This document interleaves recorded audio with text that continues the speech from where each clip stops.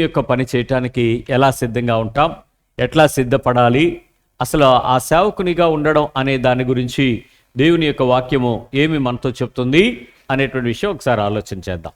ఇక్కడ చాలామందికి సేవకుడు అనే పదం వినంగానే మీకు ఎవరు గుర్తొస్తారు? అందరికీ ఎవరు గుర్తొస్తారు? పాస్టర్ గారు, ఫాదర్ గారు. ఫాదర్ అంటలేదే, పాస్టర్ గారికి బాగా గుర్తొస్తారు.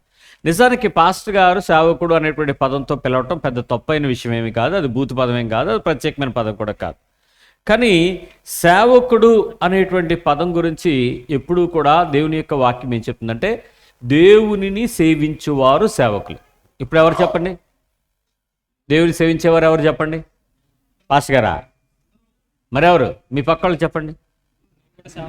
ఎవరాళ్ళు? నీ పక్కన ఎవరున్నారు? దేవుని సేవకుడు, దేవుని సేవకురాలు ఇక్కడే ఉంది.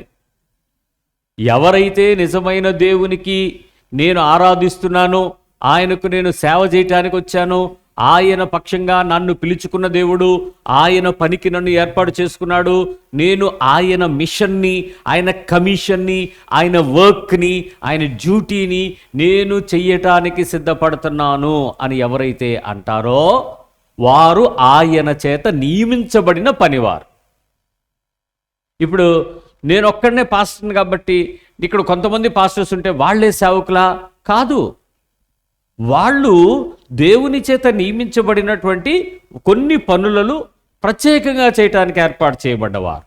ఇప్పుడు నేనున్నాను, నన్ను ఉద్యోగం చేసుకుంటున్నా, నన్ను పిలిచి రే బాబు నువ్వు ఉద్యోగం చేయటం కాదు, నువ్వు నా పని చేద్దుగాని రా అని చెప్పి తీసుకొచ్చి ఇక్కడ నుంచో పెట్టాడు.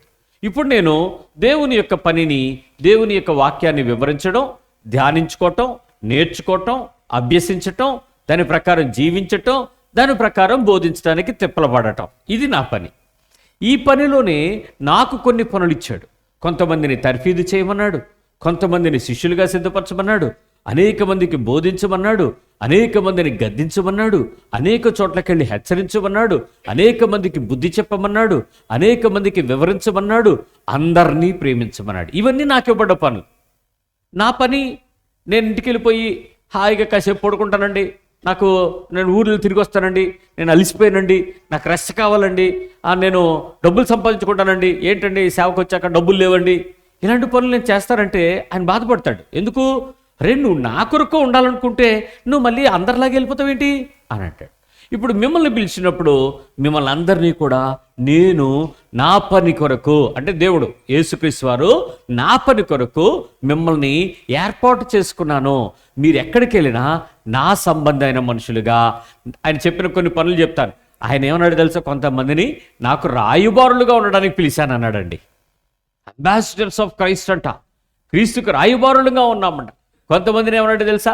నా కుమారులను పిలిచాడు, కొడుకులు అన్నాడు, నా కుమార్తెలను పిలిచాడు. అరే నా కొడుకు నా కూతురు ఇలా ఉండాలని కోరుకుంటున్నాను. అంతే. అందరినీ ఏమంటాడు తెలుసా? పిల్లలారా అని పిలుస్తాడు, నా పిల్లలారా అని పిలుచుకుంటున్నాడు. అంటే దేవుని యొక్క ప్రేమ కొందరిని కొందరిలాగా కాదు, కానీ అందరినీ కూడా ఆయనకు సంబంధించినటువంటి వారుగా పిలుచుకుని ఆయా ప్రదేశాలలో ఆయన పనిని అందరికీ వివరించడానికి, అందరికీ చేయటానికి ప్రత్యేకమైనటువంటి పాత్రగా ఆయన ఏర్పాటు చేసుకున్నాడు. ఎలా చేశాడో చెప్తాను చూడండి. కిందటి వారం మాట్లాడుకున్న మాటలు ఒక్కసారి మనం టచ్ చేసుకుంటూ వెళ్ళిపోదాం. దేవుని పని ఓ చోట మీటింగ్ జరిగింది.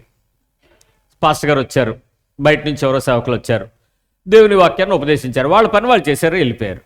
ఆ పని చేసి వెళ్ళిపోయిన తర్వాత అక్కడ కుర్చీలన్నీ కూడా లైన్లో పెట్టేసి ఆ సప్లయర్స్ వాళ్ళకి అప్పచెప్పడానికి, లేకపోతే ఆ చర్చి లోపల పెట్టేయటానికి, ఏ ప్రదేశంలో ఆ ప్రదేశంలో పెట్టేయటానికి ట్రైనింగ్ ఏమైనా అవసరం అండి?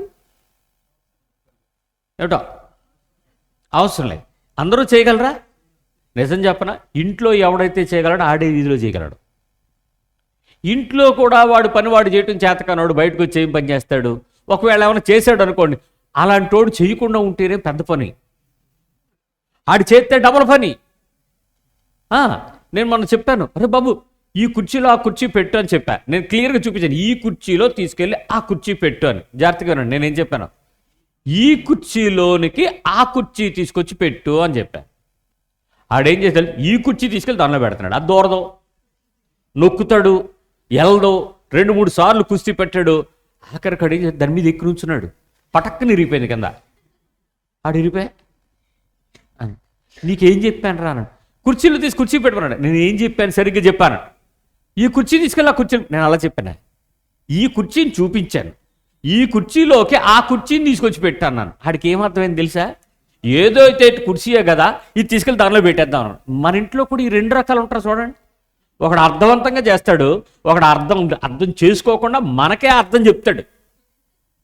అప్పుడు మనం ఆలోచన, వీడికి పని చెప్పడం అంత బుద్ధి కుప్పరు ఇంకోటి లేదురా, నా పని నా సంఖ్య నేను నాకోవడం బెటర్, నా పని నేను చేసుకోవడం బెటర్ అనుకుని 4 చివాట్లు పెట్టుకుని వస్తువు పాడైపోయింది, మళ్ళీ వెనక్కి రాదు. వాడికి బుద్ధి వస్తానంటే బుద్ధి కూడా రాదు.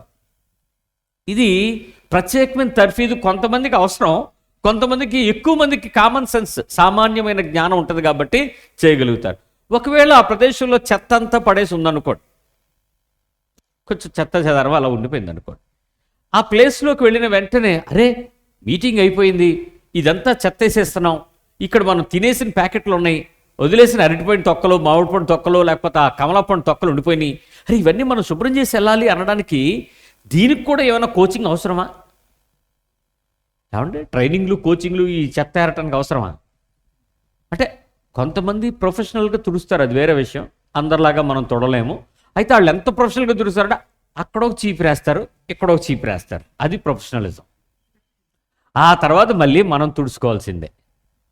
అలా కాదు, చక్కగా అంటే నేను నా విశ్వాస జీవితాన్ని, ఆత్మీయ జీవితాన్ని కట్టుకోవటానికి ముందుగా విశాఖపట్నం స్టీల్ ప్లాంట్లో నేను కొంతకాలం పనిచేశాను.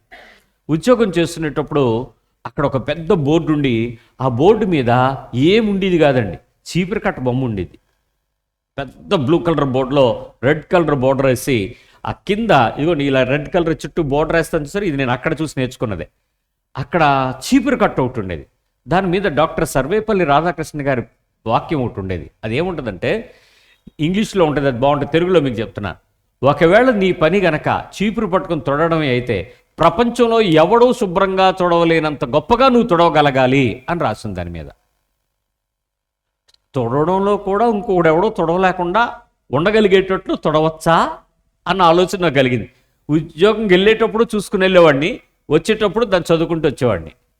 నా ఉద్యోగంలో, నా ఆఫీస్లో, నేను పనిచేసే వర్కింగ్ ఏరియాలో అంత శుభ్రంగా ఉంచుకోవడం నేర్చుకున్నాను, చాలా పర్ఫెక్ట్గా. ఒకసారి మా బాస్ అడిగాడు, సార్ రావు సాబ్ ఏంటి నువ్వు వస్తే ఫ్లోర్ అంతా ఎన్విరాన్మెంట్ ఒక డీసెంట్గా డిసిప్లిన్గా ఎందుకు ఇలా పెడతావు? నేను చాలాసార్లు అబ్జర్వ్ చేశాను, మిగిలిన షిఫ్ట్లో ఉండదు, నీ షిఫ్ట్లో చాలా పర్ఫెక్ట్గా ఉంటుంది ఎందుకు అని అడిగాడు. నేను అన్నాను, సార్ నేను చేసినట్టు ఇంకోటి ఎవడో చేయకుండా ఉండాలని నేను బాగా చేస్తాను సార్ అన్నాను. ఇది ఆయన మాట అని చెప్పలే, నా మాటగా చెప్పాను. నేను దేవుని సేవలోకి వచ్చిన తర్వాత ఆ వ్యక్తి యొక్క మాట నన్ను నా పనిలో మరొకడు ఎవడైనా చేయాలంటే అది ఎంత చక్కగా చేయగలరు, ఎంత బెస్ట్గా చేయగలం అనేటువంటి ఒక ప్రభావం నా మీదకి తీసుకొచ్చింది. అందుకే నేను చాలాసార్లు విశ్వాసులుగా మనం పనిచేసుకునే ఏ పనైనా దేవుని పనిలో పర్ఫెక్షన్ కోసం డిమాండ్ చేస్తాను. నువ్వు బాగా చేయి, ఇంకా బాగా చేయగలవు, ఇంకా కరెక్ట్గా చేయగలవు, ఇంకా పరిణితి కలిగి చేయగలవు, ఇంకా ఉన్నతత్వంతో చేయగలవు, ఒక ప్రమాణాన్ని సెట్ చేయగలవు. ఎందుకనంటే అది నేను నేర్చుకున్నాను, అది నా జీవితం మీద ప్రభావం చూపించింది. మొన్న నాకు నా నోట్స్ ఉంటుంది, నా నోట్స్ ఒక ఆయన చూశాడు, నేను రాసుకునేటువంటి నోట్స్ చూస్తూ ఒక పెద్ద ఆయన నన్ను పిలిచి, పాస్టర్ గారు ఈ అట్ట నలిగిపోకుండా ఉండాలంటే ఏం చేయాలి, మీరు ఎంత బాగా మెయింటైన్ చేస్తారు ఏంటని అడిగాడు. నాకు ఇప్పటికీ ఆశ్చర్యమే. ఫస్ట్ పేజీలు తిప్పుతూ ఉంటే ఏమవుతుంది, ఫస్ట్ పైన అట్ట నలిగిపోద్ది. కొంతమంది పుస్తకాలకు అట్టే ఉండదు, ఆదికాండం ఉండదు చూడండి, ఆ ఇంట్రడక్షన్ ఉండదు, బైబిల్లో వెనకట్ల మ్యాప్లో ఉండవు, చాలామంది బైబిలే. అది ఏంటి సార్ అని అంటే నేను ఏమండి నాకు అవన్నీ నాకు తెలియదు, కానీ నేను చదువుకున్న పుస్తకం కానీ నేను రాసేటువంటి పుస్తకం కానీ ముందు అట్టేస్తానండి. ఆ అట్ట చిరిగిపోద్దేమో దాని మీద మళ్ళీ అట్టేస్తానండి. ఆ అట్ట ఎక్కడైనా అంచులు చిరిగిపోద్దేమో టేప్ వేస్తానండి. ఎందుకనంటే ఆ పని చాలా పర్ఫెక్ట్గా ఉంటే దాని లోపల రాసే దాని గురించి కూడా నా విలువైనదిగా చూసుకుంటానండి. అంటే ఎందుకు చెప్తున్నానంటే ఒక పని మనం చేయాలంటే అది దేవుని యొక్క జ్ఞానంతోనూ, ఆలోచనతోనూ, ఆత్మతోనూ సంపూర్ణంగా చేయటానికి ప్రతి విషయంలో కూడా మనం కేర్టేక్ చేయాలి, చాలా జాగ్రత్తగా తీసుకోవాలి. బైబిల్ ఏం చెప్తుంది? మత్తయి సువార్త 7:16 వారి ఫలముల వలన మీరు వారిని తెలుసుకుందురు. ఇది మోసం చేసేటప్పుడు ఒకరోజు బయటపడిపోద్ది. కానీ యథార్థంగా ఉండేటప్పుడు ఎప్పుడూ ఒకేలాగా ఉంటావు. మోసం చేసేటప్పుడు ఏంటి బయటకు కనబడే ఫలాలు కొన్ని, లోపల కనబడే ఫలాలు కొన్ని ఉంటాయి. బయటకు కనబడే ఫలాలు ఎలా ఉంటాయో ఒకసారి చూసుకోండి. మంచి వస్త్రాలు, మంచి బంగారు బొంగరాలు, మెళ్ళ గొలుసులు, చెవులకు దిద్దులు, నడుముకు వడ్డాణాలు, చేతులకు గాజులు, కాళ్ళకి గజ్జీలు, ఇంకెలాంటివన్నీ పెట్టుకుని మనుషులకు చాలా గొప్పగా కనబడవచ్చు. వారి ఫలములు ఏంటి అనేది చూడాలి. కొంతమంది అవేమీ ఉండవు, కానీ వాళ్ళు చాలా విలువగా ఉంటారు. వాళ్ళ ఫలములు ఏంటి, వాళ్ళ మాట తీరేంటి, వారి నోటి మాట వలన వారు ఎలాంటి వారో మనం గుర్తించచ్చంట. ఆ మాట వారి వాక్ఫలము, వారి ప్రవర్తన ఫలము, వారి ప్రేమ యొక్క ఫలములు, వారి ఆత్మ యొక్క ఫలములు, వాళ్ళ క్రియాత్మకమైన ఫలములు. మనం ఏ పనులు చేస్తున్నామో దాన్ని బట్టి మనం ఖచ్చితంగా డిసైడ్ చేయొచ్చు. కాబట్టి మనం దేవుని యొక్క ఇష్టమైనట్లు చేయాలి అని అంటే నిజంగా ఎవరికైనా సేవకుడిగా మనం ఉండొచ్చు. దానికి కావాల్సింది ఏంటంటే వ్యక్తిత్వం కావాలి. ఆ సేవకుడిగా ఉండగలిగే ఆ మనస్తత్వంతో మనము సిద్ధంగా ఉండాలి. సేవకుడిగా లేకుండా జీవితాంతం కోట్లు వేసుకుని, అంగీలు వేసుకుని, మాస్టర్లుగా ఉంటూ, వాక్యాలు చెప్పుకుంటూ, సంఘాలు నడిపించుకుంటూ చర్చిలో సేవ చేయటం కూడా సాధ్యమే. కానీ దేవుడు పాత నిబంధనకు క్రొత్త నిబంధనకు ఒక ప్రత్యేకత ఇచ్చాడు. పాత నిబంధనలో ప్రవక్తలు ఉంటారు. ప్రవక్తలు దేవునిని ప్రతిఫలింప చెయ్యరు, దేవునిని ప్రకటించుకుంటూ వెళ్ళిపోతారు. క్రొత్త నిబంధనలో దేవుని పక్షంగా ప్రవక్త అనే దానికన్నా సేవకుడు అనే దానికి దేవుడు ఘనతగా ఇచ్చాడు. సేవకుడు దేవునిని ప్రతిఫలింప చేసి చూపిస్తాడు, దేవుని యొక్క ప్రతిరూపంగా మారతాడు. దేవునిని ఇతరులకు కనపరిచేటప్పుడు తండ్రి ఎవరు, ఎలా ఉంటాడు దేవుడు అని యేసుప్రభుని అడిగితే, నన్ను చూస్తే మీరు దేవుని చూసినట్లుగానే నేను కనపరుస్తున్నాను అని చెప్పినట్లుగా మనము క్రీస్తుని కనపరిచేటట్లుగా పౌలు గారు అంటున్నారు, నేను క్రీస్తుని పోలి నడుచుకున్న ప్రకారం మీరు కూడా నన్ను పోలి నడుచుకోండి అని చెప్పగలుగుతున్నాడు. ఆ స్థాయికి మన జీవితంలో మన ఫలాలు సిద్ధంగా ఉన్నాయా? ఈ వాక్యం మాట్లాడుతున్నప్పుడు గడిచిన వారం ఒక తల్లిగారు నాకు ఫోన్ చేసి ఒక మాట చెప్పారు. అన్నయ్య, దేవుడు నిజంగా నాతో ఉన్నాడని నేను నమ్ముతున్నాను అని. ఎలా నమ్ముతున్నావు అన్నాను. మీరు వాక్యం ప్రారంభించేటప్పుడు మత్తయి సువార్తలో ఒక వచనం చూపించి వారి ఫలముల వలన మీరు వారిని తెలుసుకుంటారు అని మొదలుపెట్టారు. దాని తర్వాత ఒక స్లైడ్ చూపించి పాస్టర్లు అందరూ చర్చిలో ఉన్నట్లు చూపించారు కదా అంది. అవును చూపించాను, ఏమైంది నీకు అని అడిగితే, మా నాన్నగారు పాస్టర్ గారే, నేను పాస్టర్ గారి అమ్మాయిని, కానీ నేను మా నాన్నగారు చెప్పిన వాక్యం విని రక్షణ పొందాను, కానీ మా నాన్నగారిలో నేను యేసు ప్రభుని ఎప్పుడు చూడలేదు. నేను పెళ్లి చేసుకుని వేరే ఇంటికి వచ్చాను. మా నాన్నగారి ప్రసంగాలు నాకు చాలా ఇష్టం, కానీ నాకు మా ఆయన మీ ప్రసంగాలు మాకు పరిచయం చేశాడు. నా భర్త ఆ మాటలు వినటం ప్రారంభించాను. నా ప్రవర్తన మా ఇంటి వాళ్ళకి ఎంత అసహ్యంగా ఉందో నాకు అర్థమైంది.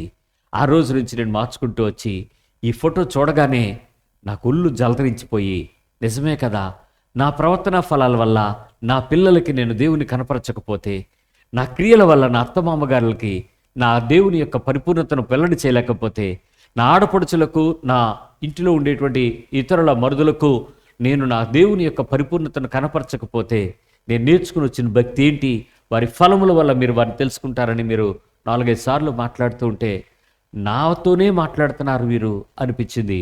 ఆ రాత్రి దేవుని దగ్గరికి వెళ్ళి ఏడ్చాను. ఈ వారం రోజులు నేను ప్రాక్టీస్ చేశాను అన్నయ్య, నా మాట మార్చుకున్నాను, నా పద్ధతులు మారిని, నేనేం చేస్తారో నా చెవులో ఒకటే వినపడుతుంది, వారి ఫలముల వలన మీరు వారిని తెలుసుకుంటారు. ఇవి ఒక్కటే వినపడుతుందంట. నా ఫలములు నన్నేంటో చూపిస్తాయి, నా ఫలములు నా దేవుడిని చూపిస్తాయి, నా ఫలములు నా దేవుని ప్రేమను చూపిస్తాయి, నా ఫలములు నా మారు మనసు తగిన క్రియలు చూపిస్తాయి, నా ఫలములు నన్ను దేవుని సేవకురాలను చూపిస్తాయి, నా ఫలములు నేను మంచి భార్యను చూపిస్తాయి, నా ఫలములు నా మంచి తల్లిని చూపిస్తాయి. నాకు అర్థమైంది, నా ఫ్రూట్ సరిగా లేదు. నేను ఈరోజు వరకు పాస్టర్ గారు అమ్మాయిని గర్వంగా ఉండేది, ఈరోజు నేను చింతిస్తున్నాను, సిగ్గుపడుతున్నాను, నా ఫ్రూట్ సరిగా లేదు. జస్ట్ బికాస్ అని, ఎందుకో తెలుసా అని పాజ్ ఇచ్చింది. ఆ పాజ్ మీకేం అర్థమైందో తెలియదు, కానీ నాకు అర్థమైంది. విత్తనం మంచిదైతే, అప్పుడు చెట్టు మంచిదైతే, ఇప్పుడు ఆవిడ ఎందుకు పాజ్ ఇచ్చింది? ఎందుకు ఆగింది ఆవిడ? నా విత్తనం ఎవరు? అది సరిగ్గా లేడు. సేవే, సేవకుడే, బతుకే, నేను చెడిపోయాను. నా ఫ్రూట్ ఎక్కడ వస్తుంది ఇప్పుడు? నన్ను సవాల్ చేసావా అన్నయ్య అని చెప్పింది. నేను ఆమె చెప్పినప్పుడు విన్నాను, కానీ ఆ తర్వాత నాకు భయం మొదలెట్టింది. How is my fruit? నా ఫ్రూట్ ఏంటి? నా ఫలం ఏంటి? నా ఆత్మీయత ఎంత?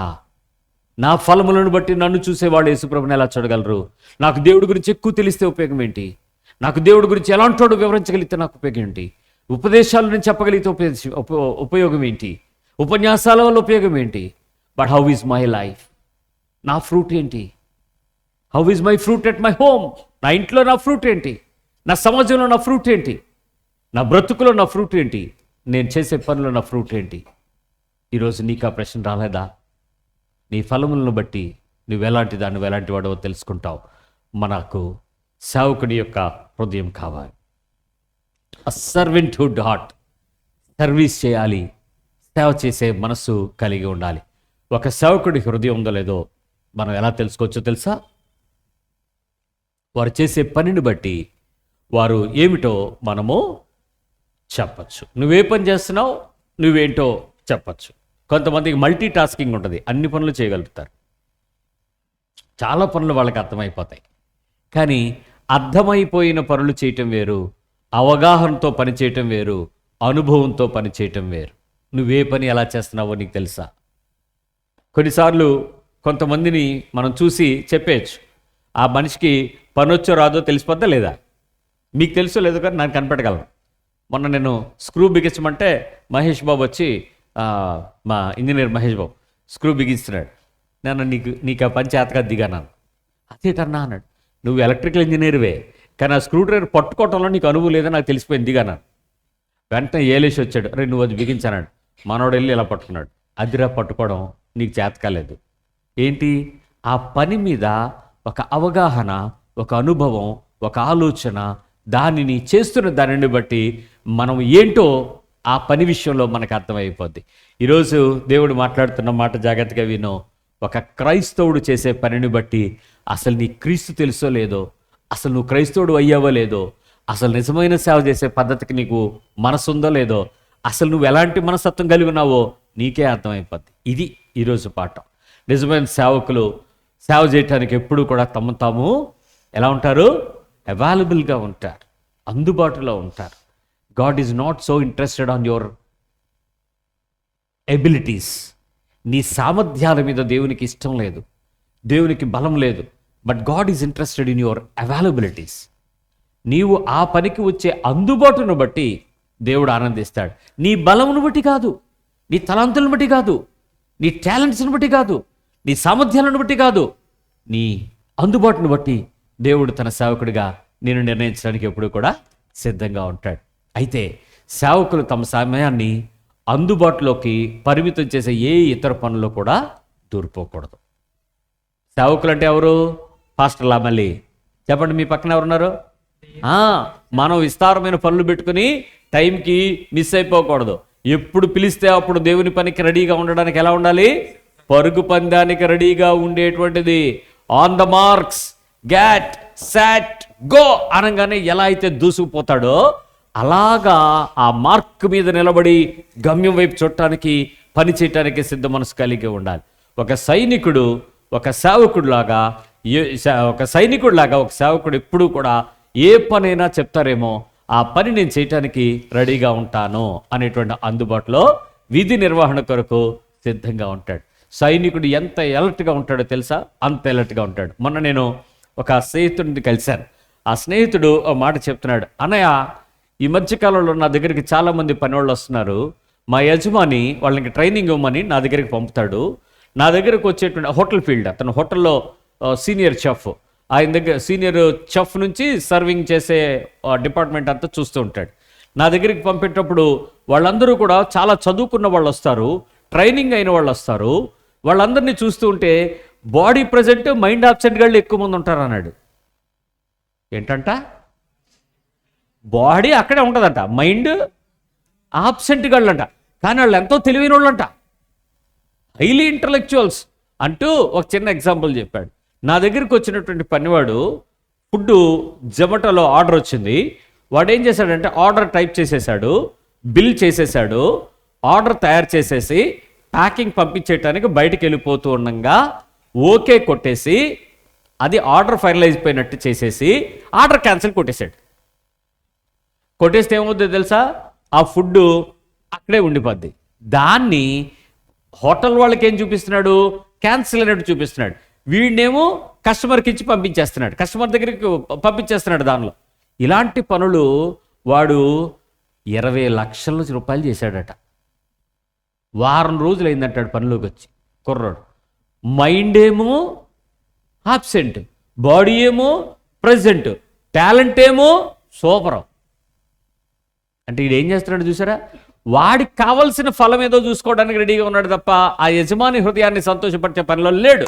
అంతే అతను అన్నాడు, చాలామంది ఉంటారు కానీ అన్న నెక్స్ట్ ఏంటి, ఇది అయిన తర్వాత నెక్స్ట్ నేను ఏమి ఇవ్వాలి, అతను తినేస్తున్నాడు, ఇప్పుడు నేను అతని దగ్గరికి నెక్స్ట్ ఏం చూడాలి, ఆ టేబుల్ మీద అతను లేదు, అది ఈ అలర్ట్ ఎవరికి ఉండదన్నా.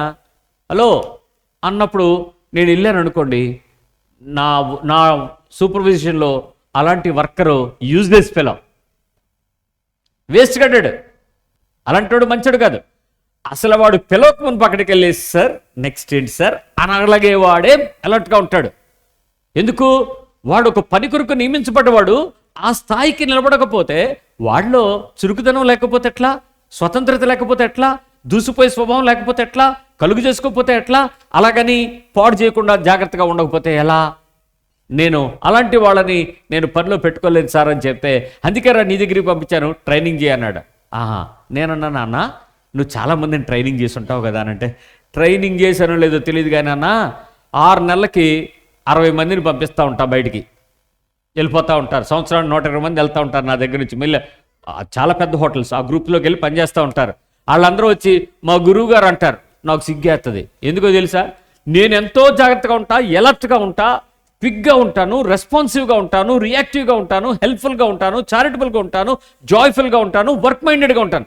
ఈ 120 మంది బ్యాచ్లు వెళ్ళిన వాళ్ళు అందరూ కూడా మైండ్ ఆబ్సెంట్, బాడీ ప్రజెంట్, ఇలాగే ఉంటారన్న. నాకు సరైనోడు ఒక్కడు కూడా దొరకలేదన్న ఇన్ని సంవత్సరాల నుంచి అన్నాడు. అవును, యేసుక్రీస్తు వారు ఇలాంటి వాళ్ళు చూసి ఎంతమందిని బాధపడ్డాడో. ఆ 12 మంది తొట్టు గ్యాంగ్, ఫస్ట్ గ్యాంగ్. ఆ 12 మంది యేసుప్రభు హృదయం అర్థం ఇది కాదు. ఆయనేమో ఎలర్ట్గా ఉంటాడు, వీళ్ళేమో ఆయన ఏం చేస్తాడా తిన్నామా, ఆయన ఏమైనా తెస్తాడా పంచుదామా, ఆయన ఏమైనా ఉంచుతాడా సంచి నుంచి తీసుకెళ్ళిపోదామా. ఈ బ్యాచ్ 12 మంది ప్రతి చోట అంతే, ఎవరికి ఆ మనస్సు పట్టేది కాదు. అందుకే జీవన సంబంధమైన విషయాలలో సైనికుడైన వాడు యుద్ధానికి పోయినప్పుడు తను దండులోకి ఎవరైతే చేర్చుకోబోతున్నాడో అతన్ని సంతోష పెట్టాలని ఈ జీవన వ్యాపారాలలో చిక్కుకోడు. అందుకే 2 తిమోతి 2:4లో ఒక బెస్ట్ సైనికుడు ఎలా ఉండాలో చెప్పాడు. ఆ సైనికుడు దండులో, అంటే ఏ కంపెనీకి అయితే, ఏ ప్లటూన్కి అయితే అతను చేరుతున్నాడో ఆ ఆర్మీకి ఆ కమాండర్ని హ్యాపీ చేయాలి. నేను క్రీస్తు యొక్క సైనికుడను, నేను క్రీస్తుని సంతోషపరచాలి. దేవుని యొక్క సేవకుడను, దేవుని సంతోషపరచాలి. దేవుని సేవకు నేను వచ్చాను, దేవునిని మహిమపరచడానికి నేను సిద్ధపడాలి. నాకు మనుషులు ఉంటారు, నేను చేసేది సేవ మనుషులకు, కానీ నేను సంతోషపెట్టాల్సింది ఎప్పుడు ఎవరిని, దేవుని సంతోషపడటానికి అలర్ట్గా ఉండాలి. అది నీకు అనుకూలమైనప్పుడు సేవ చేస్తే అది నిజమైన సేవ కాదు.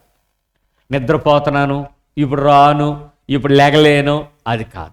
నాకు నిజమైనటువంటి సేవకులు అవసరమైనది చేస్తారు, అసౌకర్యంగా ఉన్నా సరే చేస్తారు. ఏది అవసరం, ఏది discomfort, they neglect the discomforts. నాకు హ్యాపీగా లేదు, నాకు చెమటలు పడుతున్నాయి, నాకు కష్టంగా ఉంది, నాకు ఇబ్బందిగా ఉంది, no no no no, I will do it. ఎందుకో తెలుసా, నేను మెలకుగా ఉంటా. నేను ఒకసారి ఎన్సీసీలో 15 రోజులు స్టేట్ లెవెల్ క్యాంప్కి శ్రీకాకుళం దగ్గర ఒక మారుమూల ప్రదేశానికి తీసుకుని వెళ్ళారు. నది ఒడ్డున క్యాంప్ వేశారు, అక్కడికి వెళ్ళాం. ఆ వాతావరణం అప్పటి వరకు ఇంట్లో కోడిపెట్ట కిందకు దిగిపోయిన పుల్లలాగా ఉన్నవాళ్ళమేమో, ఒక్కసారి తీసుకెళ్ళి నదుడిని పడేసేటికి 9వ తరగతిలో భలే ఉంది, ముందు 4 రోజులు చాలా హ్యాపీగా ఉంది, డ్రిల్ చేసి ప్రాక్టీస్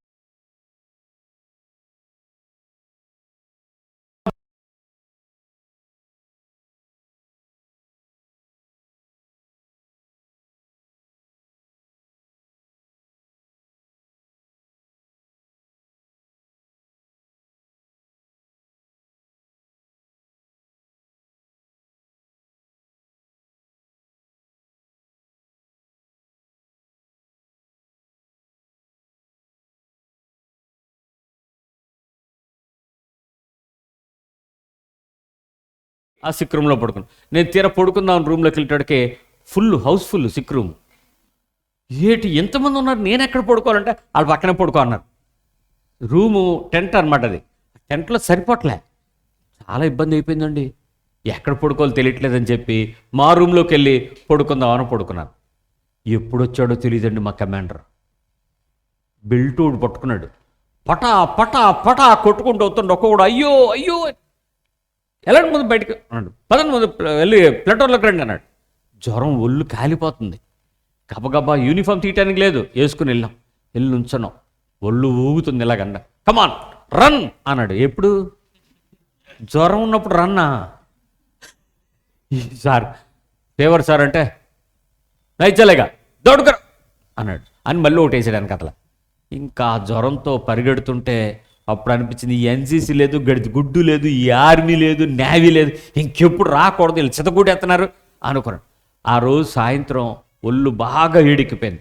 వచ్చి కూర్చున్నాం భోజనం చేయడానికి, నోరు సహించట్లేదు. ఇంటి దగ్గర ఉంటే ఏమవుద్ది, అమ్మ జ్వరానికి గుడ్డేస్తుంది, నాన్న హాస్పిటల్ తీసుకెళ్తాడు, బోల్ జరుగుతుంది. అక్కడ ఎవడెత్తాడు, ఎవడ లేదు. సిక్ రూమ్ అంతా నిండిపోయింది, బయట ఉన్న వాళ్ళందరికీ దెబ్బలు తగిలిసాయి, వాకింగ్ మానలేదు. తెల్లారేపాటు జ్వరం తగ్గిపోయాయి. ఎందుకు తగ్గిపోయిందో మాకు ఇప్పటికీ అర్థం కాలే. అప్పుడు దేవుని దగ్గరికి వచ్చి వాక్యం చదువుతుంటే నాకు అది గుర్తు చేసి అన్నాడు, ఒక సైన్యంలోకి వెళ్ళటానికి నువ్వు వెళ్ళావు, ఆ సైన్యంలో నువ్వు చేసే ప్రాథమిక పని నువ్వు నేర్చుకుంటున్నావు. ఈ పని నువ్వు చేయాల్సి వచ్చినప్పుడు నువ్వు ఎవరిని సంతోషపెట్టాలో తెలుసా, నీ శరీరాన్ని కాదు, నీ యజమానిని, ఆయనను సంతోషపెట్టాలి. కాబట్టి ఎలాంటి పరిస్థితిలో ఉంటావో చూసుకో అని చెప్పాడు. మనం దేవునికి ఎప్పుడు కూడా ఎలా ఉండాలి, అందుబాటులో ఉండాలి. అందుకని ఈరోజు మనం శ్రద్ధగా విందాం. మనము కోపం తెచ్చుకోకుండా ఆయన మన ప్రణాళికలను గందరగోళానికి గురి చేయగలడా?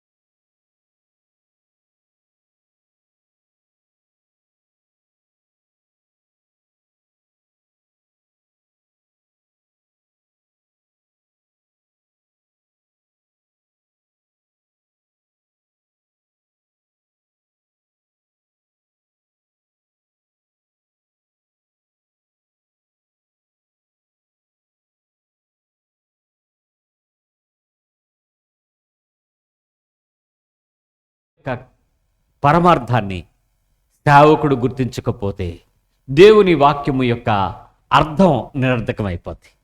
ఇది మనం చాలా జాగ్రత్తగా ఆలోచించాలి. తప్పకుండా దేవుడు తన దగ్గరకు వచ్చే వారిని తన పని చేసేటప్పుడు ఇలా డిఫరెంట్గా మారుస్తాడు. ఉదాహరణ చెప్తాను వినండి.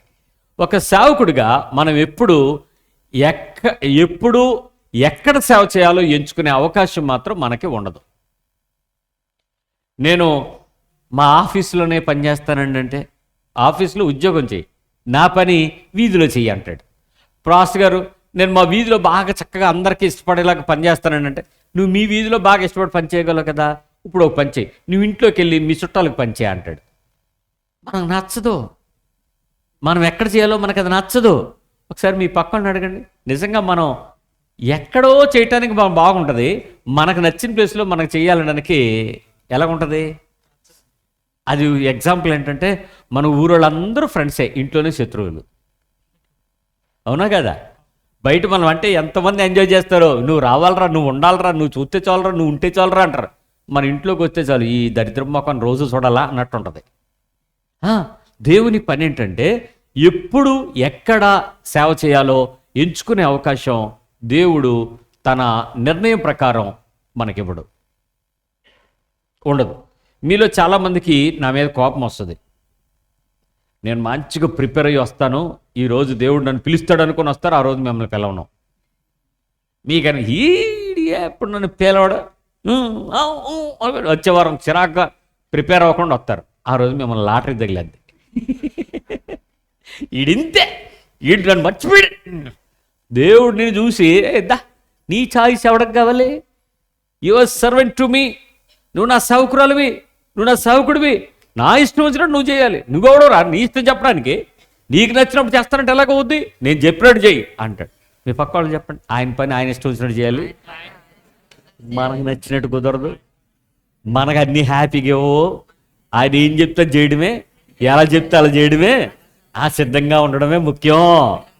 విచిత్రం ఏంటి తెలుసా, సేవకుడిగా ఉండడం అంటే మన షెడ్యూల్ ఏదైతే ఉందో ఆ షెడ్యూల్ని నియంత్రించే హక్కును కోల్పోవడం.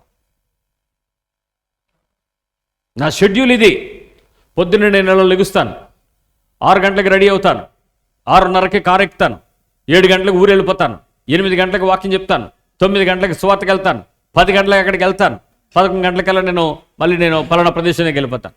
ఇప్పుడు నా షెడ్యూల్ నా దగ్గర ఉంది కదా. యేసుప్రభు ఏమంటాడు తెలుసా, అవన్నీ వద్దు, నా దగ్గర కూర్చో అంటాడు. ఏం చేస్తాం? కానీ మనిషికి ఎలా ఉంటుంది, వెళ్ళిపోరు. ప్రభు అంటాడు, నువ్వు నా దగ్గర కూర్చునేటప్పుడు ఎంత క్వాలిటీగా కూర్చుంటావో చూస్తాను అంటాడు. మనకి లోపలంతా ఎలా ఉంటుంది, నా పని అయిపోయింది, నేను వెళ్ళాలా, నేను చూడాలా, నేను చెయ్యాలా. ఇది మనకి ఎలాగుంటుందంటే, పెళ్ళి నువ్వు వెళ్తే తప్ప ఆగిపోద్ది అన్నట్టు ఉంటుంది నీకు, నువ్వు వెళ్ళకపోతే ఆగిపోద్ది అన్నట్టు. కానీ ప్రభు ఏమంటాడు తెలుసా, నువ్వు వెళ్ళొద్దు, కూర్చో అంటాడు. కూర్చోగలరా? నా జీవితంలో జరిగింది ఒక అనుభవం చెప్తా. ఆ ప్రదేశంలోకి నేను వెళ్ళడం చాలా అవసరం. ఆ రోజు నేనే వాక్యం చెప్పాలి, నేనే ప్రధాన స్పీకర్ని. హోల్ 1.5 hour టైము నాకు ఒక్కడికే కేటాయించారు. నేను చక్కటి మెసేజ్ అంతా రెడీ చేసుకున్నాను, దేవుడి మాట తీసుకున్నాను.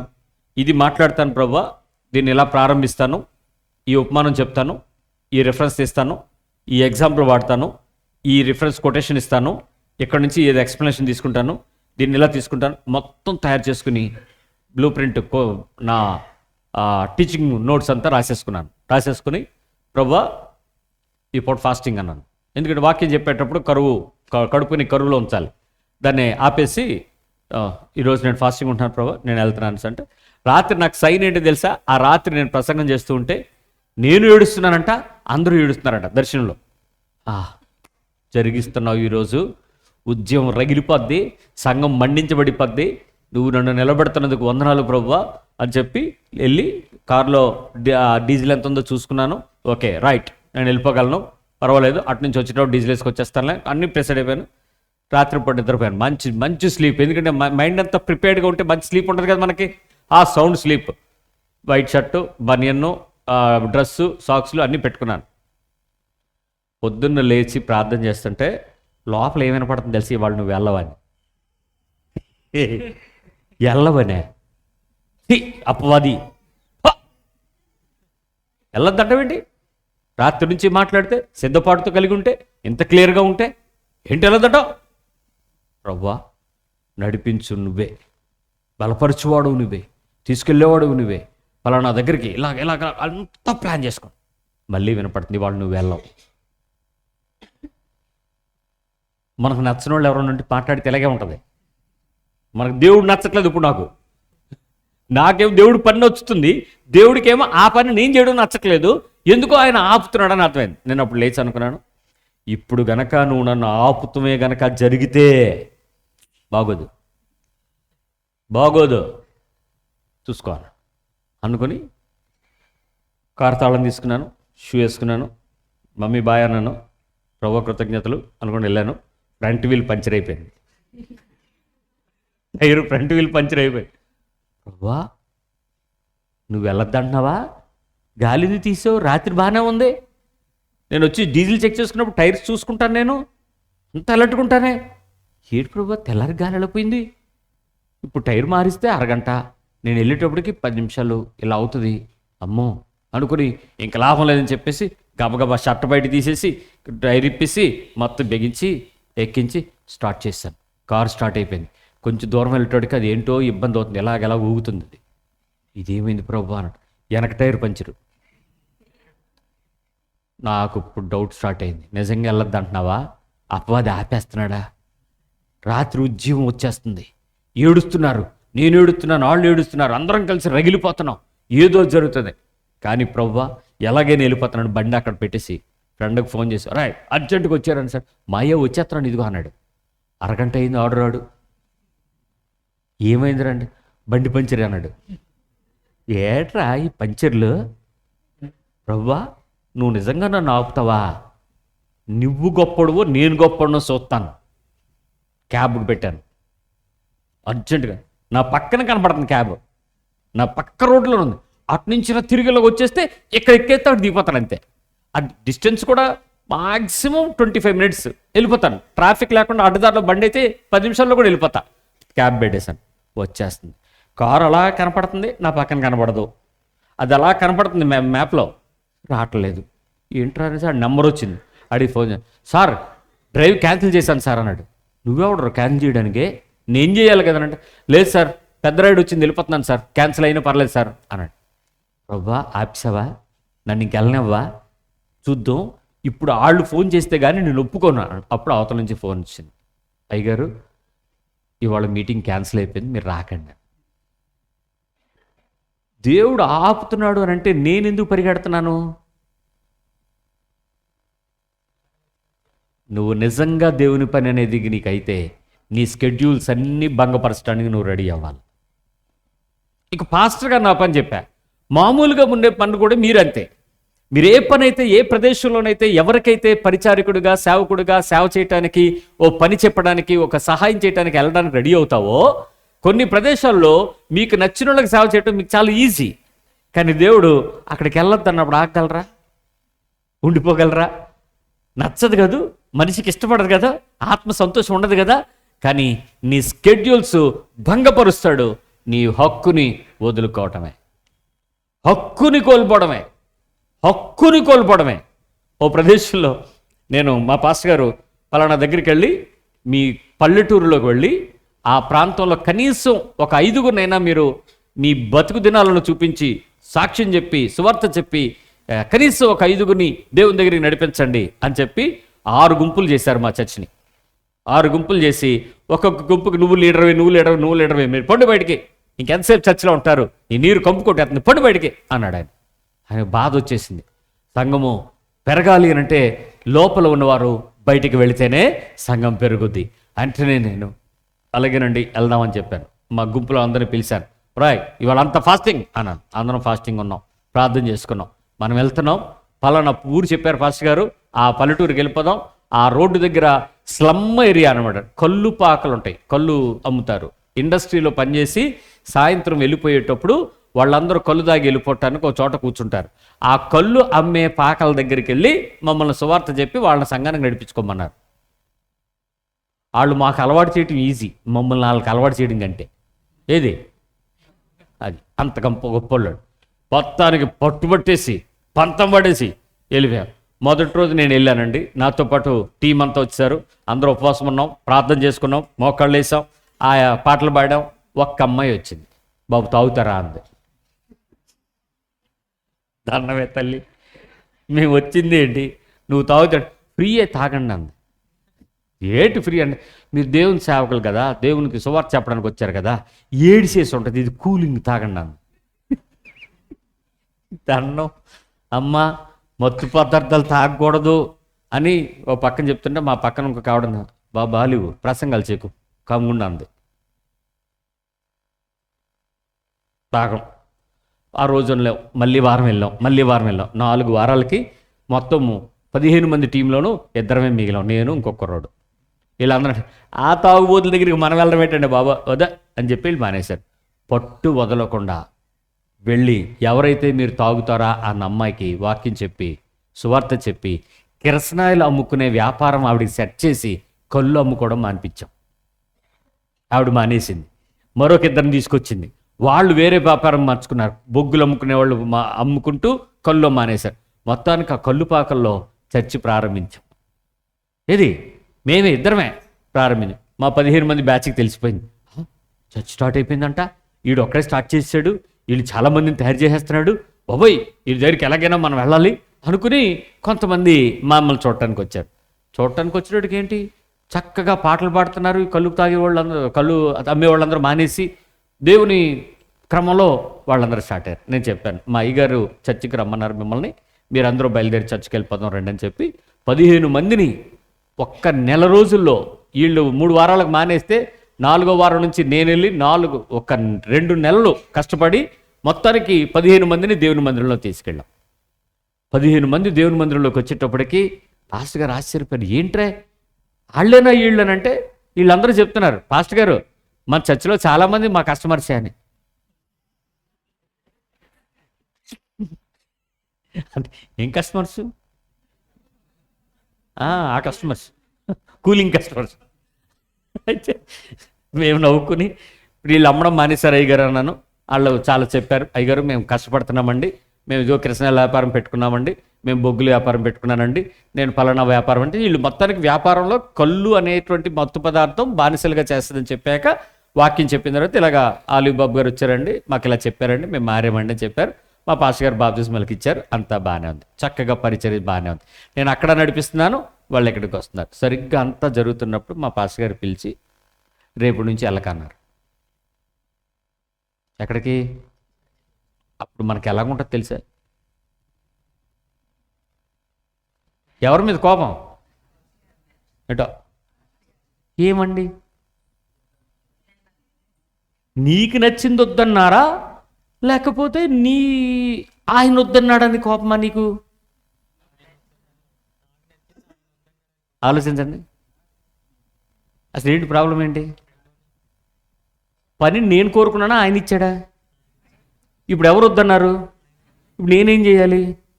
నాకెందుకు నచ్చట్లేదు?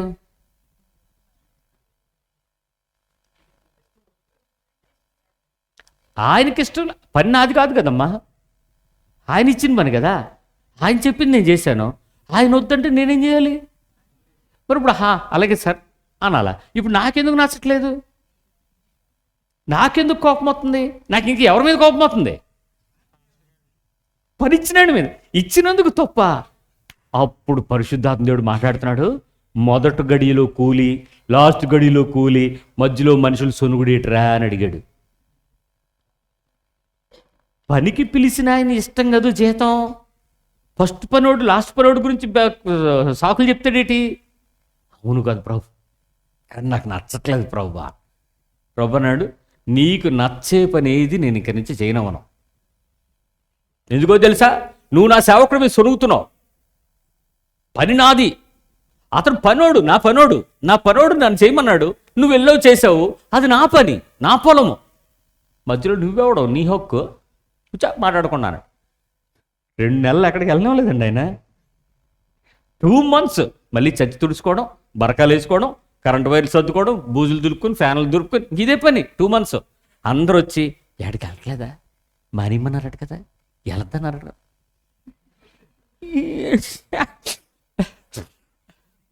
లేదండి లోపల జీవుడు చచ్చిపోతున్నాడు. నన్ను దేవుడు తన పనికి నిర్ణయించడానికి ముందుగానే నా స్వయిష్టాలు, నా చిత్తాలు, నా ఆనందాలు, నా కోరికలు, నా ప్రణాళికలను భగ్నం చేసి వెడగొట్టి నిన్ను నువ్వు ఎలా కోల్పోగలవో నేర్పించడం ప్రయత్నం చేశాడు. అది నాకు అప్పుడు అర్థం కాలే. ఈ పాఠం ఇప్పుడు మీరు వింటున్నారే, ఇది ఆల్రెడీ సుమారుగా ఒక 4.5 నెలల క్రితం తయారు చేసింది. ఇప్పుడు మీరు డిసెంబర్లో వింటున్న పాఠం. ఇది అప్పటి నుంచి తయారు చేస్తున్నటువంటి విషయాలను మాట్లాడుతూ ఉంటే దేవుడు అప్పటికే చెప్తున్నాడు. ఏంటంటున్నాడంటే, నువ్వు గుర్తుపెట్టుకో, నీ స్కెడ్యూల్ ఏదైతే ఉందో, నీ వర్క్ నేచర్ ఏదైతే ఉందో, నీ వర్క్ ప్లాన్ ఏదైతే ఉందో వదులుకోవడానికి రెడీ అవ్వాలి సేవకుడు. అంటే నీ రొటీన్ డ్యూటీని కూడా కొన్నిసార్లు దేవుడు ఏం చేస్తాడు, రాక్కుంటాడు, గోల పెట్టే. దేవుడు తన అవసరమైనప్పుడు, నా పదాలు జాగ్రత్తగానండి, దేవుడు తనకు అవసరమైనప్పుడల్లా దానిని కూడా అంతరాయం కలిగించడానికి మనం ఒప్పుకోవాలి. ఎవరు? దేవుడు. ఆయనకు అవసరమైనప్పుడు ఎప్పుడు కావాలంటే అప్పుడు ఆయన పనిని కూడా ఆయనే ఆపించేస్తాడు. అయినా దానికి నేను ఎలా ఉండాలి? సిద్ధంగా ఉండాలి. అందరూ సేవే, అందరూ సేవకులమే, అందరూ ఆ పనులే. ఇది ఇప్పుడు ఎలా ఉంటుందంటే పని, ఇది ఇప్పుడు ఇక్కడ చేస్తున్నారు కదా, ఇక్కడ కంప్యూటర్ వర్క్ చేస్తున్నారు, ఇది అక్కడ ఆడియో వర్క్ చేస్తున్నారు. ఇప్పుడు ఈ మనిషి అక్కడ లేకపోతే ఈ పని జరుగుద్దా? ఒక నిమిషం సిగ్నల్ ఇంటరప్ట్ అయ్యేటట్టు వాళ్ళు కింద మీద పడిపోయి ఆ వైర్లన్నీ తీసి వెంటనే సెట్ చేస్తున్నా మీరు చూస్తున్నారు కదా. ఎందుకు? ఆన్లైన్లో అంతమంది చూడాలంటే దానికి కావాల్సిన జాగ్రత్తలు జాగ్రత్తగా, క్షుణ్ణంగా, శ్రద్ధగా, జాగ్రత్తగా పని. ఇప్పుడు నేను సడన్గా వచ్చి నువ్వు ఆ పని మానేసి బయటికి వెళ్ళిపో అన్నాను అనుకో, ఇప్పుడు ఎలాగుంటుంది అక్కడ? మీ అందరికి ఎలాగుంటుందో తెలుసా? ఆడేదో చేసి ఉంటాడు, అందుకే అన్నయ్య అక్కడి నుంచి ఆడిని పీకేశాడు అని. పనిచ్చినోడిని నేనే, అతను చేస్తున్న పనిని అంతరాయం కలిగించడానికి కూడా నాకు అతడు హక్కుదారుడుగా ఒప్పుకుంటేనే అతడు దేవుని సేవకుడు.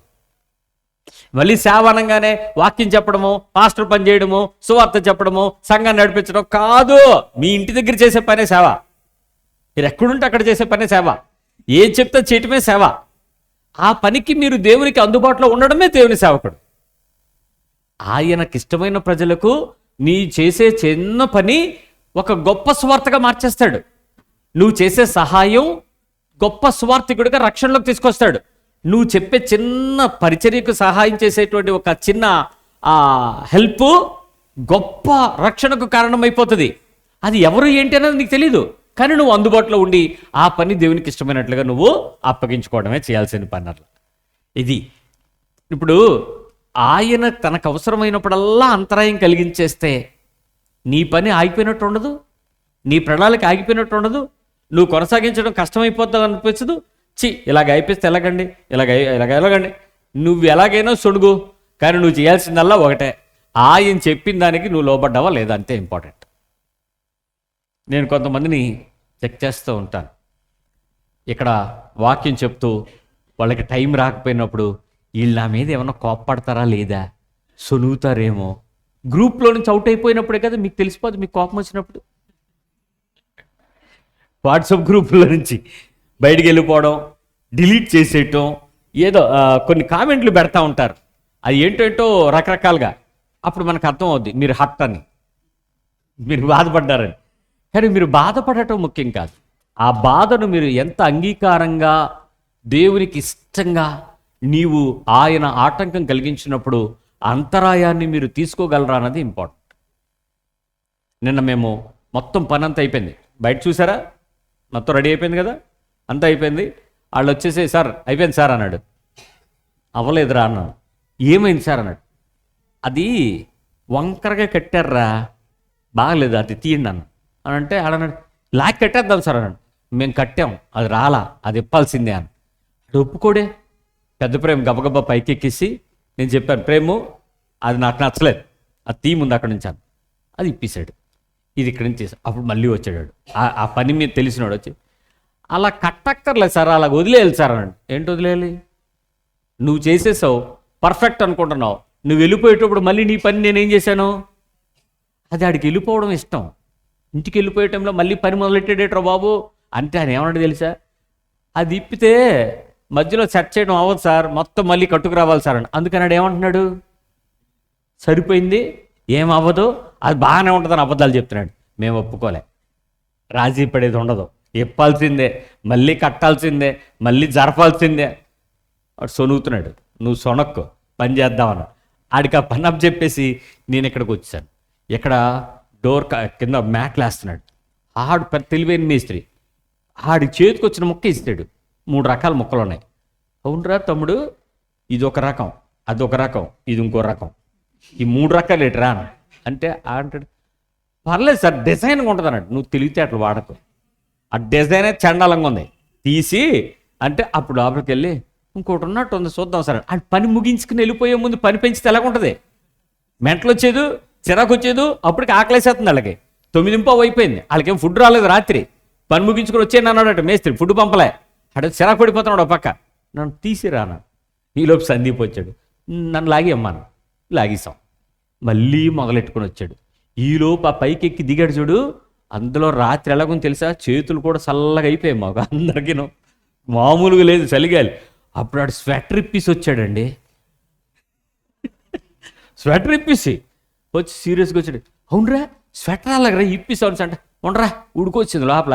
ఈయన ఎక్కించి దింపించాడు రా. నేను ఆడానికి అట్లా ఉన్నాను. వీడు ఎక్కించి అవన్నీ తీయించాడు రా. అదే కట్టిసి ఒప్పుకోలేదే ఆయన అంటే నేనే రా తమ్ముడు కానీ అన్నాను. మీరు ఇక్కడ ఉన్నారండి. నా స్థానంలో దేవుడు ఉంటే అలాగే చేస్తాడు. ఆయన సర్వాధికారి, సార్వభౌమిక అధికారం కలిగిన వాడు. నా మనస్సు ఆయన వశములో ఉంచుకుంటాడు. నా శరీరం ఆయన మన ఆధీనంలో ఉంచాలని కోరుకుంటాడు. నా ప్రణాళికలు, నా అంతరంగం, నా దృష్టికోణం సమస్తము ఆయన వశంలో ఉండడమే ఒక సేవకుని యొక్క లక్ష్యం. He can interrupt at any time. He can disturb me at any time. He can change my directions at any time. I should be available, that's all. నేను ఇదే చేస్తాను, నేను అలాగే చేస్తాను, నేను ఇలా చెయ్యను, నాకు ఇది నచ్చదు. Hey, you are unfit for God's ministry. నీ చేత దేవుడు ఒక ఆత్మను రక్షించడానికి ఉపయోగించుకుంటే ఆ ప్రణాళికకు నువ్వు అందుబాటులో లేవు. నేను నీ ఉద్యోగాన్ని వదిలేయమని చెప్పట్లా, నీ చేతి పనిని వదిలేయమని చెప్పట్లా, నీ వృత్తి వ్యాపారాన్ని మానేయమని చెప్పట్లా. బట్ నీ అందుబాటు దేవునికి ఉందా లేదా చూసుకోమని చెప్తున్నా. అంటే ఇవి మానేస్తే అక్కడికి వస్తే అందుబాట కాదు. నువ్వే పని చేసినా దేవునికి అందుబాటులో ఉండడమే దేవుని సేవ. పనులు రకరకాలుగా ఉన్నాయి. నాది ఒక పని మాత్రమే. నేను చర్చిలోకి వచ్చినప్పుడు మాత్రమే నేను మినిస్ట్రింగ్ చేస్తాను. చర్చి బయట మీరు చేస్తారు. నేను ఆదివారం మాత్రమే పరిచర్య చేస్తాను. ఏదైనా మనకు మధ్యలో ప్రారంభమైన ప్రార్థన ఏదైనా ఉంటే దానిలో మాత్రమే నేను మినిస్ట్రీ చేస్తాను. మీరు 24/7 365 days without holiday you are the ministers to God. మీరు పూర్తికాలపు సేవకులు, నేను పార్ట్ టైం సేవకుడిని. I'm not a full time. నాకు మీటింగ్ ఉంటేనే, నాకు ప్రేయర్ ఉంటేనే, నాకు వర్షిప్ ఉంటేనే మినిస్టర్ని, పాస్టర్ని, లేక సేవకుడిని. మీరు అలా కాదే. మీరు ఇంట్లోనూ సేవకులే, ఇంటి బయట సేవకులే, ఉద్యోగంలో సేవకులే, ఉద్యోగం బయట సేవకులే. ప్రపంచంలో మీరు ఎక్కడికి వెళ్ళినా మీరు ఫుల్ టైం మినిస్ట్రీ చేస్తున్నారు.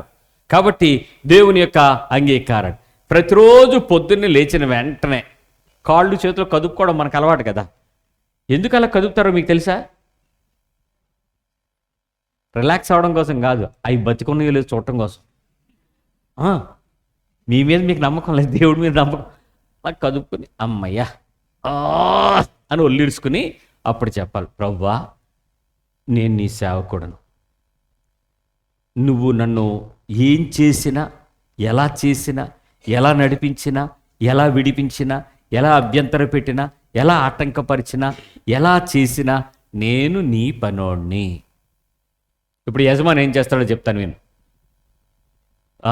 మా సురేంద్ర మా పనోడు అనుకోండి. రే నాన్న సురేంద్ర ఎట్రా అత్తి అన్నాడు. అది తీయడానికి వెళ్తున్నాను. రే ఆ తర్వాత ఇది కానీ ఇది తుడు అన్నాను. ఏటండే అది తీయమంటావు, ఇది తొడవమంటావా అన్నాడు అనుకో. రాయ్ నోరు మూసుకుని చెప్పించేయి అంతేనా? అడిగొచ్చి అక్కడికి వెళ్ళి వెళ్ళాలి. ఎవరు ఇంకా ఎక్కడ ఉన్నావు, ఎంతసేపు తుడుస్తావు, తొందరగా తీ, అదిగో బట్టలు తీ, ఆ బట్టలు ఆడిని ఎండిపోతున్నాయి, తొందర తీసి చల్లబడిపోతే వెళ్ళు అని అంటారు. అర్రే 10 నిమిషాలు గ్యాప్ ఇవ్వడు, కూర్చొని ఇవ్వడు. ఏటి పని అంటే యజమానిని సంతోషపరచడం అతని ముఖ్య ఉద్దేశమా, లేకపోతే అతని సంతోషానికి యజమానుడు సెట్ అవ్వాలా? ఏం చేయాలి? ఎస్, బైబిల్ చెప్తున్నటువంటి పద్ధతి. నేను ఒక కుటుంబానికి వెళ్ళినప్పుడు అక్కడ నాకు నచ్చలా. అది చెప్పిన తర్వాత ఆ బాబు వచ్చి చాలా ఏడ్చి చెప్పాడు, అన్నయ్య ఈ వచనం నాకు అర్థం కాలేదు, ఇప్పుడు అర్థమైంది. యజమాని పని మీద వెళ్ళాడండి. యజమాని పని మీద వెళ్ళాడు, జాగ్రత్తగా వినండి. ఆ పని మీదకి వెళ్ళి ఆ పని ముగించుకుని వచ్చాడు. వచ్చేటప్పటికి మధ్యాహ్నం భోజనం టైము 1 గంట నుంచి 2. మీ పక్క వాళ్ళు చెప్పండి 1 to 2 లంచ్ టైం అని. యజమాని 2:15కి వచ్చాడండి. ఎంతసేపు? ఇప్పుడు 2 గంటల వరకు యజమాని రాలేదు కాబట్టి లంచ్ టైంకి ఇప్పుడు నెక్స్ట్ ఎవరు భోజనం చేయాలి? పనోళ్ళు వెళ్ళి భోజనం చేయాలి. వాడు వంట చేసుకుని భోజనం చేయడానికి రెడీ అవుతున్నాడు. యజమాని రాలేదు కదా. అప్పుడు యజమాని 2:15కి వచ్చాడు. వచ్చి నాకు అన్నం పెట్టండి అని అడుగుతాడు. పనోళ్ళు ఏం చేయాలి చెప్పండి? ఇప్పుడు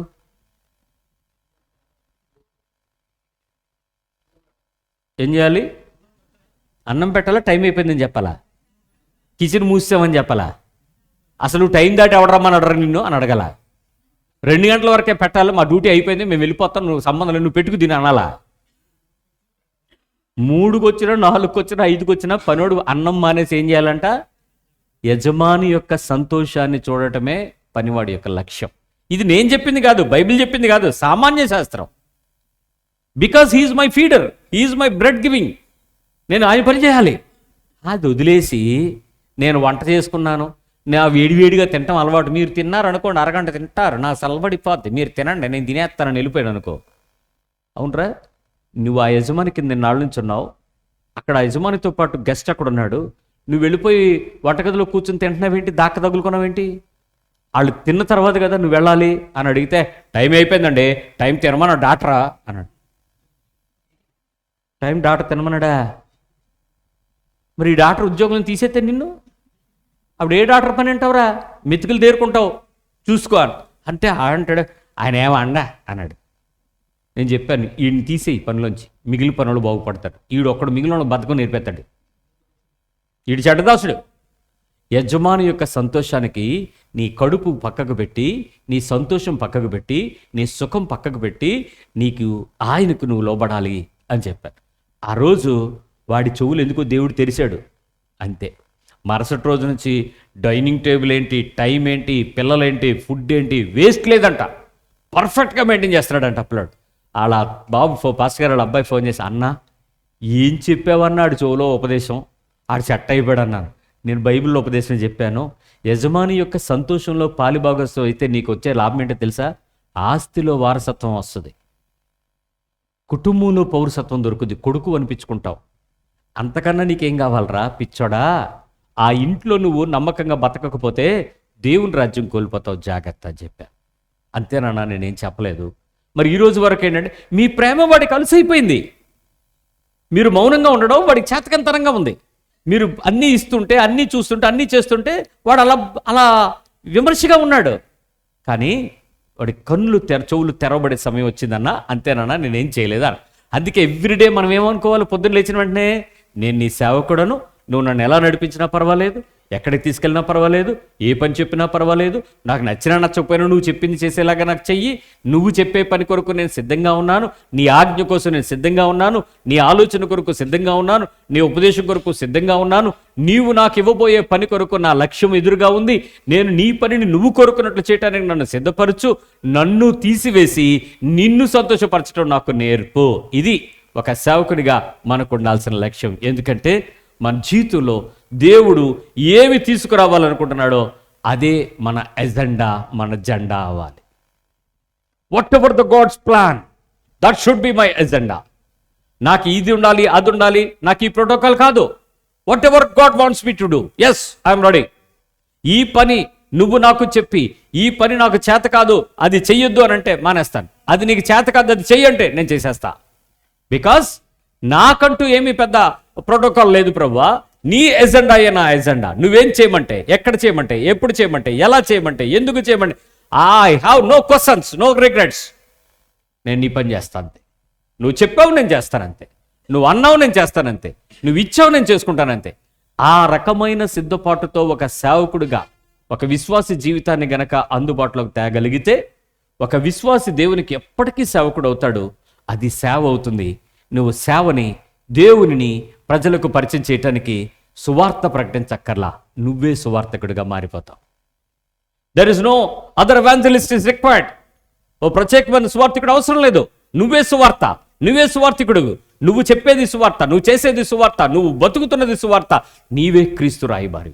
నీ ద్వారానే దేవుని యొక్క రాజ్యం, నీ మాట యొక్క దేవుని రాజ్యం, నీ చూపు, నీ పని, నీ పరిచర్య, నీ పద్ధతి, నీ విధానం, నీ ఆలోచన, నీ ధోరణి, నీ క్రియలు సమస్తము దేవుని యొక్క పనియే. అది దేవుని రాజ్యం, అది క్రీస్తు ప్రకటించడం. అంతేగాని కొన్నిసార్లు అందరూ అక్కడే ఉంటారు. 2 కొడుకులు ఉన్నారంట బైబిల్లో, 2 కొడుకులు మంచి కొడుకులేనండి.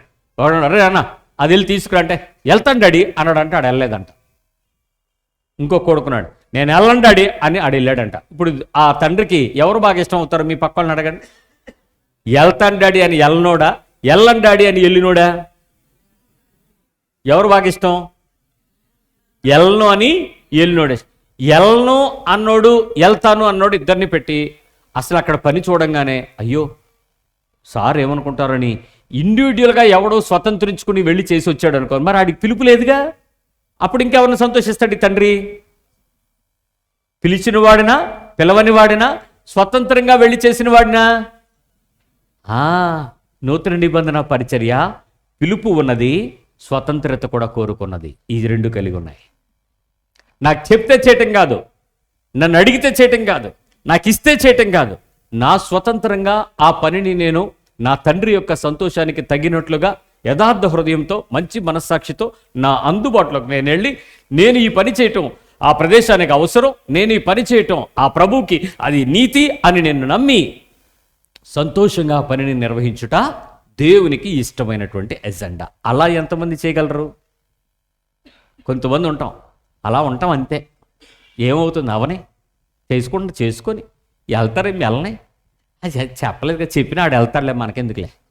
ఒళ్ళు కందదు, కష్టం, క్యాలరీ నష్టపోరు, చెమట చిక్కనివ్వరు, మనిషి సుఖపడిపోతాం. నువ్వు ఎప్పటికీ దేవునికి సోమరపోతు అని పిలుస్తాడే తప్ప, ఓయి వెర్రివాడని పిలుస్తాడేమో తప్ప, ఓయి సోమరపోత అని పిలుస్తాడేమో తప్ప, నువ్వు నా పనికి యోగ్యుడు అని నిన్ను పిలవలేడు. పనేంటి? దేవుని పని. ఎవరి పని అది? ఏ పనైనా దేవుని పనియే. అలాంటి పరిస్థితుల్లో మన హృదయంతో ఎంతో సంతోషంగా నిలబడగలిగిన మనిషికి దేవుడు ఎప్పుడు సమీపంగా ఉంటాడు, దేవుడు ఎప్పుడు తోడై ఉంటాడు, దేవుడు ఎప్పుడు ఆలోచనిస్తూ ఉంటాడు, దేవుడు ఎప్పుడు అతనితో పనిచేయటానికి ఇష్టంగా ఉంటాడు. అలాంటి వారికి గొప్ప పనులు అప్పగించబడతాయి. గొప్ప నమ్మకస్తుల కోసం దేవుడు ఎదురు చూస్తాడు. అలాంటి మర్యాదస్తుల కోసం దేవుని రాజ్యం, పరలోకం తెరవబడి ఉంది, భూమి సిద్ధంగా ఉంది. నువ్వు సిద్ధమా? Heaven is open, earth is open. Are you ready? ఆ పనిని నేను చెయ్యాలనుకుంటున్నానని నువ్వు సంసిద్ధతనిస్తావా? నువ్వు చెయ్యొద్దు. ప్రార్థన చేద్దాం.